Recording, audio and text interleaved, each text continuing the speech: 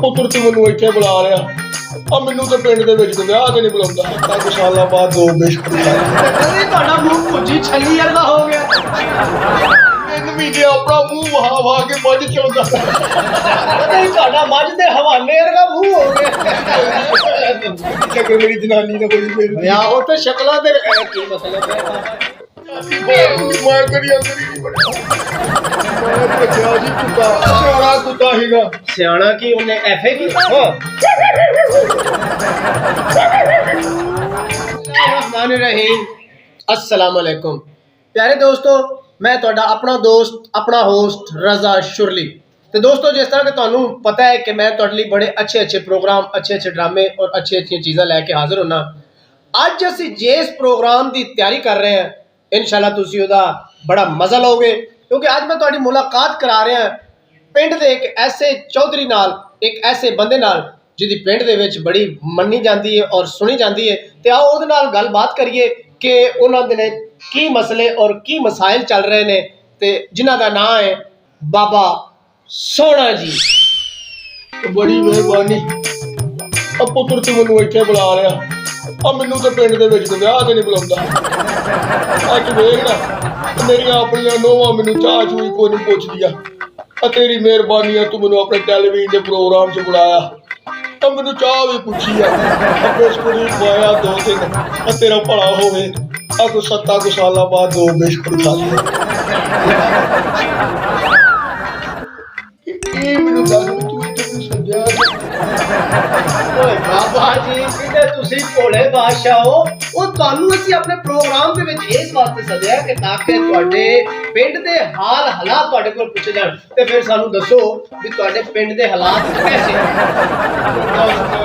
ਕੀ ਗੱਲ ਪਹਿਲੀ ਗੱਲ ਇਹ ਵੇ ਕਿ ਵੇਖੇ ਨਾ ਸਾਡੇ ਪਿੰਡ ਦੇ ਵਿੱਚ ਮੇਰੀ ਮੱਝ ਆ ਉਹਨੇ ਦਿੱਤਾ ਕਟਾ ਉਹ ਗਿਆ ਮਰ ਉਹ ਕਟਾ ਮਰ ਗਿਆ ਮਾਂ ਫਿਰ ਮੱਝ ਨੂੰ ਦਿੰਦਾ ਰਿਹਾ ਚੱਕਰ ਕਿ 3 ਮਹੀਨੇ ਆਪਣਾ ਮੂੰਹ ਵਹਾ ਕੇ ਮੱਝ ਚੋਂਦਾ। ਯਾਨੀ ਕਿ ਤੁਸੀਂ ਆਪਣਾ ਮੂੰਹ ਵਗਾ ਕੇ ਤੇ ਮੱਝ ਚੋਂਦੇ ਰਹੋ। ਹੱਥ ਤੇ ਤੁਹਾਡਾ ਮੱਝ ਦੇ ਹਵਾਲੇ ਵਰਗਾ ਮੂੰਹ ਹੋ ਗਿਆ। ਕਦੇ ਤੁਹਾਡਾ ਮੂੰਹ ਭੁੱਜੀ ਛੱਲੀ ਵਰਗਾ ਹੋ ਗਿਆ। ਅਜ਼ਰਾ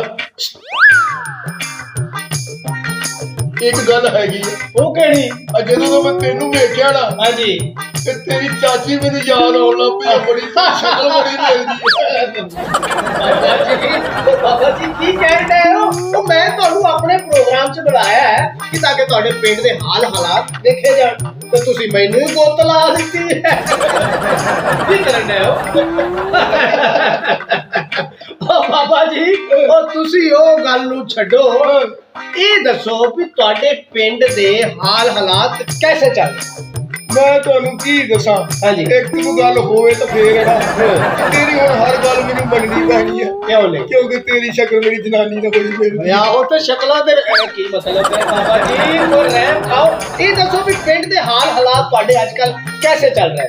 ਲੈ ਪਿੰਡ ਦੀ ਗੱਲ ਸੁਣਦਾ। ਹਾਂਜੀ ਲੈ ਵੀ ਕਾਕਾ ਮੈਂ ਰੱਖੀ ਸੀ ਅੱਛਾ ਉਹਨੂੰ ਮੈਂ ਜਦੋਂ ਦੁੱਧ ਪਾਉਣਾ ਅੱਛਾ ਉਹਨੇ ਵੇਖ ਕੇ ਮੈਨੂੰ ਭੱਜਿਆ। ਅੱਛਾ ਪਰਸੋਂ ਕਰੀ ਕੀ ਹੋਇਆ?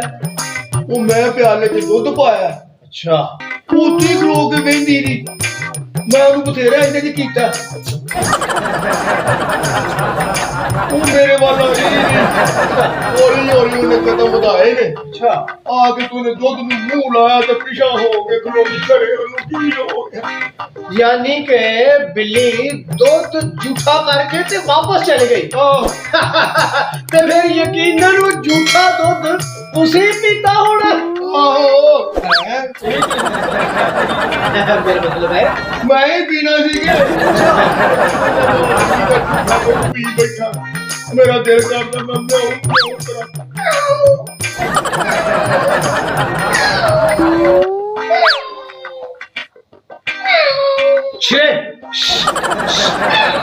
मार किते बाबा जी ओ केड़ियां गल्लां च पै गए हो।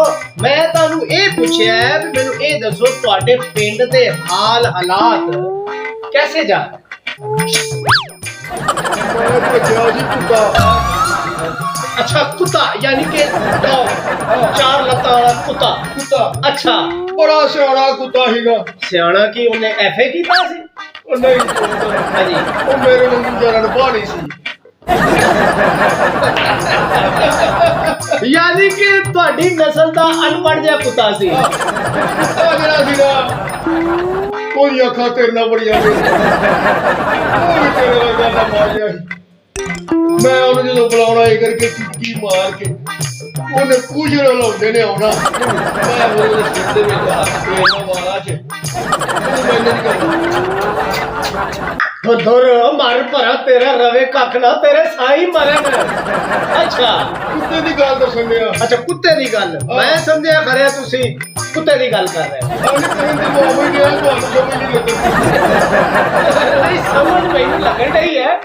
ते फिर की होया कुत्ते नू? ਇੱਕ ਵਾਰੀ ਪਿੰਡ ਦੇ ਵਿੱਚ ਹੋ ਗਈ ਚੋਰੀ। अच्छा ਕੁੱਤਾ ਮੇਰਾ ਬੜਾ ਹੀ ਤਗੜਾ, अच्छा ਉਹ ਚੜ ਚੋਰਾਂ ਦੇ ਮਗਰ ਗਿਆ। अच्छा ਓਏ ਹੋਏ ਹੋਏ ਇਹੋ ਜਿਹਾ ਭੌਂਕਿਆ ਕਿ ਉਹਨੇ ਚੋਰਾਂ ਨੂੰ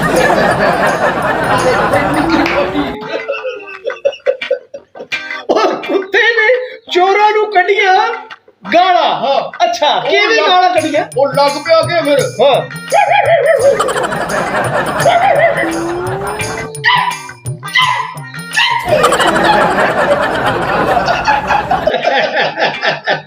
ਉਹ ਬੜਾ ਸਿਆਣਾ ਕੁੱਤਾ ਸੀ। अच्छा सियाना सी। ओ बाबा जी ए कुत्ते दी गल्लां छड्डो, ये दसो कि तुहाडे पिंड दे अजकल की हाल हालात ने? पिंड च ठीक है, अल्लाह दी रहमत है, कोई मसला मसाइल ते नहीं ना? ਲੈ ਦੱਸ, ਉਹ ਮੈਨੂੰ ਪਿੰਡ ਦੀਆਂ ਗੱਲਾਂ ਪੁੱਛਣ ਡਿਆ। ਆ ਜਿਹੜਾ ਚੌਧਰੀ ਦਾ ਮੁੰਡਾ ਨਹੀਂ ਮੰਨਾ, चौधरी दा मुंडा मन। अच्छा चौधरी दा मुंडा मन्ना की होया मन्ने नू? ਚੌਧਰੀਆਂ ਦੀ ਬੱਤੀ ਨਹੀਂ ਸੀ ਆਉਂਦੀ ਬਿਜਲੀ, अच्छा ਉਹ ਨਾ ਲੱਭਦਾ ਫਿਰੇ ਉਹ ਬਿਜਲੀ ਚੈੱਕ ਕਰਨ ਵਾਲਾ टेस्ट अच्छा ਉਹ ਲੱਭਦਾ ਫਿਰੇ। अच्छा ਤੇ ਮੈਂ ਕਿਹਾ ਨਹੀਂ ਲੱਭਦਾ, ਤੂੰ ਚੁੰਗਲਾ ਮਾਰ ਕੇ ਵੇਖ ਲਾ। आप तो ओदे विच चुंगला मार की मतलब है बाबा जी? अच्छा ओदे चुंगला नहीं मारी नहीं, ओदे च टेस्ट ना चेक करदा कि बत्ती है कि नहीं। फिर की होया? ਉਹ ਲੱਭਦਾ ਹੀ ਨਹੀਂ ਸੀ। अच्छा ਉਹਨੇ ਲਈ ਮੇਰੀ ਮੰਨ, अच्छा ਉਹਨੇ ਵਿੱਚ ਦਿੱਤੀਆਂ ਉਂਗਲਾਂ। अच्छा ਉਹਨੂੰ ਵੱਡਾ ਫਿਰ ਬਿਜਲੀ ਦਾ ਝਟਕਾ ਤੇ ਉਹ ਕਿੱਦਾਂ ਜਹਾਜ਼ ਉਹ ਜਦੋਂ ਉਹਨੇ ਸੋਚ ਕੇ ਵਿੱਚ ਝੂਠਣਾ ਦਿੱਤੀਆਂ ਤੇ ਉਹਨੂੰ ਕਰੰਟ ਹੀ ਲੱਗਣਾ ਸੀਗਾ, ਹੋਰ ਉੱਥੇ ਕੀ ਲੱਗਣਾ ਸੀ? ਅੱਛਾ ਫੇਰ ਕੀ ਹੋਇਆ? ਫੇਰ ਕੀ ਹੋਣਾ ਸੀ? ਹਾਂ ਚੌਧਰੀਆਂ ਨੇ ਮੈਨੂੰ ਮਾਰ ਉਹਨਾਂ ਨੇ ਉਹ ਮੈਨੂੰ ਕੁਸਾਨ ਫੇਰੇ, ਉਹ ਕੁਸਾਨ ਫੇਰੇ। ਅੱਛਾ ਆਵੇ ਮੇਰੇ ਮੂੰਹ ਤੇ ਨੀਰ ਪੈ ਗਏ। ਹਾਂ ਆਵੇ ਉਹ ਮੇਰਾ ਸਾਰਾ ਨੱਕ ਵੀ ਬਾਬਾ ਜੀ ਬੈਠੋ ਬੈਠੋ, ਲੱਤ ਤੇ ਤੁਹਾਡੇ ਪਰ ਨੀਲ ਪੈ ਗਏ ਤੇ ਮੂੰਹ ਤੇ ਤੁਹਾਡੇ ਪੈ ਗਈ ਨਾ। ਓਏ ਬਾਬਾ ਜੀ ਤੁਹਾਨੂੰ ਇੱਥੇ ਆਪਣੇ ਪ੍ਰੋਗਰਾਮ 'ਚ ਇਸ ਵਾਸਤੇ ਸੱਦਿਆ ਕਿ ਤੁਸੀਂ ਆਪਣੇ ਪਿੰਡ ਦੇ ਹਾਲਾਤ ਦੱਸੋ। ਤੁਹਾਡੇ ਪਿੰਡ ਦੇ ਹਾਲਾਤ ਕੈਸੇ ਚੱਲ ਰਹੇ ਨੇ? ਪਿੰਡ ਦੇ ਹਾਲਾਤ ਮੈਂ ਪੁੱਤ ਤੈਨੂੰ ਕੀ ਦੱਸਾਂ ਵੀ 6-7 ਸਾਲ ਹੋ ਗਏ ਚੌਧਰੀਆਂ ਕੁੱਟ ਕੇ ਮੈਨੂੰ ਮਾਰ ਕੇ ਤੇ ਪਿੰਡੋਂ ਕੱਢ ਛੜਿਆ। ਮੈਂ ਪਿੰਡ 'ਚ ਬੜਾ ਤੇ ਮੈਨੂੰ ਪਿੰਡ ਦੇ ਹਾਲਾਤਾਂ ਦਾ ਪਤਾ ਹੋਵੇ ਨਾ। ਯਾਨੀ ਕਿ ਤੁਹਾਨੂੰ ਪਿੰਡ ਦੇ ਹਾਲਾਤਾਂ ਦਾ ਨਹੀਂ ਪਤਾ ਹੈ?